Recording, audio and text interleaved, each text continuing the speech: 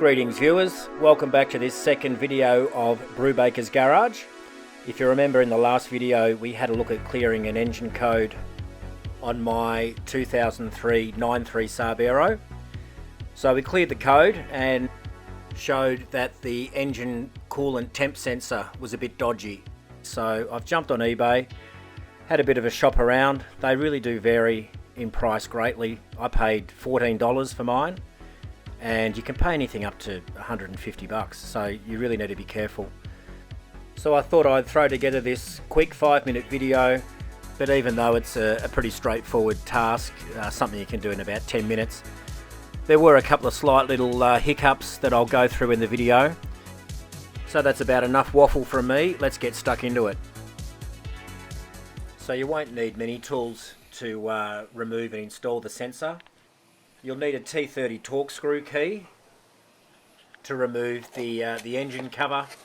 You'll also need a couple of deep socket bits, 21mm for the new sensor and a 3/4 deep socket for the factory sensor. So this is the $14 sensor I got off eBay. Now my engine's the B207R 2 litre, but the sensor's also suitable for the standard B207L engine on a Vectra. Okay, well let's get stuck in. Now the first thing you want to do is to take the cap off the coolant reservoir. Now this will just relieve the pressure, and it's probably a good idea to do it when the engine's cold. Okay, so once that's done, you want to grab your T30 torque screw. Just remove there's 3 bolts that hold down the engine cover. I'm only undoing 2 because I've lost one in the past. So once you've removed the cover, you'll see the coolant temp sensor on the top left hand side of the engine as you're looking at it. So there, I've just placed this arrow here so you can see exactly where it is when you pop the engine cover off. Alrighty, so here's the sensor with the blue top. So you basically just press it together and pull, and it just unclips and comes out.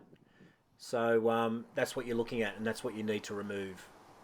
Now here's a better view, but I just thought I'd show this still image because you can see a metal tube immediately below the nut that you have to remove, and this might get in the way of the socket, so I just use a screwdriver just to wedge it and pry it slightly away so it was easy to get the deep socket seated.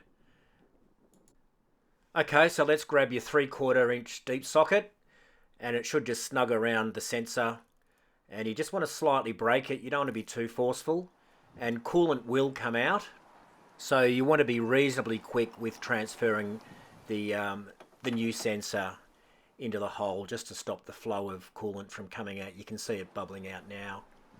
So I'm just holding it in, got the new sensor, and I'm just sort of holding up so you can see how filthy the original sensor is compared to the new one.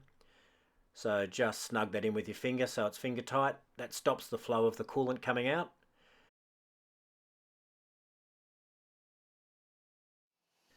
So now that the shiny new sensor's installed, you want to grab your 21mm deep socket just to do the final tightening, but don't go too tight because remember it's an aluminium head on these things, so you don't want to go stripping any threads or anything like that. So now all that's left is you just want to plug the wires back into the new sensor. It clips straight in, so it's the same as the factory, and that's pretty much done.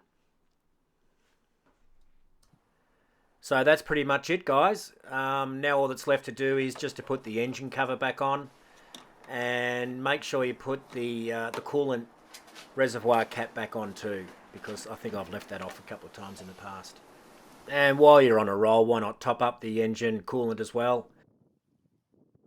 So that's pretty much it, guys. Hope this video helped, and you'll be ready for the next sensor failure on these SAABs. So enjoy your car and see you next time.